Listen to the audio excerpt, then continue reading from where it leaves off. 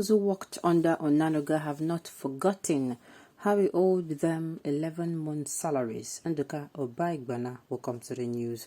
And please subscribe to our channel to get notified when we post hot juicy news update. Please click on the notification bell. Arise TV, this day live newspaper, have addressed the issue of non-payment of their staff salaries as claimed by Bayo Onanuga. Speaking on that, Nduka Obaigbana said that Arise TV have been paying the staff regularly and as when due every month. This is me asking myself, what is the relationship with Tinubu coming out to address people he wants to get their mandate, to sell himself to people, and all these things coming out about Arise TV? Is Arise TV running for presidency or governorship? Anyway, there is a detail. In his own words, as seen from this day live newspaper piece, he said, and I quote, "Despite the false information provided by Bayo Onanuga and Dele Alake, will owe none of their Rise employees anything. Naturally, the challenging economic environment brought on by rising operational costs, declining copy and ad sales, and the fact that the majority of newspapers occasionally have overdue salaries have an impact on media firms." And Onanuga, meanwhile, is preaching about salary payment, which is a new level of hypocrisy. Nduka Obaigbana then fired back at Onanuga, saying that someone who once owned his workers 11 months of reduced salary should not be talking about staff payment.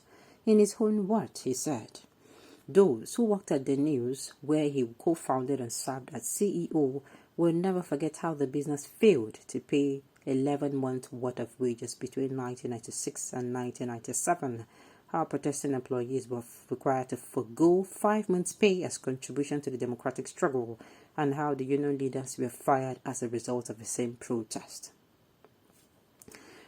We have been very consistent in paying salaries regularly and as when due every month at Arise News Channel. We do not owe staffers at Arise whatsoever despite the fake news of Bayo Onanuga and Dele Alake. Of course, all newspaper houses are facing the tough economic environment arising from increasing cost of operations and dwindling copy and paste advert sales, and most newspaper owe salaries from time to time.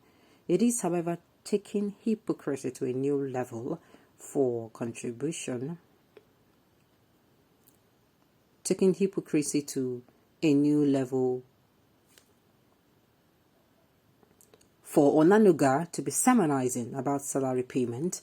Those who passed through the news table, of which he was co-founder and CEO, have not forgotten how the company owed 11-month salaries between 1996 and 1997, how protesting staff were forced to forfeit 5-month salary as contribution to the democratic struggle, and how the union leaders were sacked over the same protest. All with this create value. We have had over 3,000 people in the employment of this day and Arise Media Group over the years, and we are proud to have created value in human and resource capital. Dozens of those we have employed here have moved to become ministers, special advisors, ambassadors, commissioners, special assistants, and publishers of print and online newspapers, including several who are Tinubu'S personal staff and executives in his companies, and all have continued to serve with honor. The kind of journalism we practice and the training we give make our staffers the most sought after by all leaders around the country. Now, all this can of worms coming up by this one we talk, quite necessary. Bayo Onanuga and Dele Alake, I don't understand. If Nami give these people work, I will call them to order. You don't come out for work where I give you the work. You don't they go do your own. You are taking this thing too personal. This thing is about marketing your candidate. Telling Nigerians, let him come out to tell Nigerians, this is what I would do. You understand? Come out and clear your name. All the issues about the drugs, the narcotic, the corruption, the lack of information about you. Clear your name. And of course, it must not be on Arise television. For those who are saying, expect Tinubu to go there, it's a PDP house, it's a Labour Party, no problem. We have TVC, we have LVC, we have NTA, we have other stations. Please go ahead and go to these places. That is if you want to. And if he says he does not want to, for goodness sakes, can we drop this issue? Because me, I don't see why are we even considering him? Yes, now, let us tell ourselves the truth. These people are in the seat of power and they have not been able to do the promises they made to us. They have not. What am I even saying? They even came in and denied making any of those promises. Why? Because it was proxies that were talking. Just like proxies are speaking now. The same mistake, and they're telling us, oh, give us a vote. Okay, see, you know when person come your shop, can't swindle you the first time. You can't swindle you of your money go. You they say a few the person swindle you, but maybe in the try convince not be like that, and some business you go lose, some you go gain, you can't come again, you never recover your money. Then your money will go, you don't forget themselves, but you see they pay you. The person is not coming. You are not even going to give.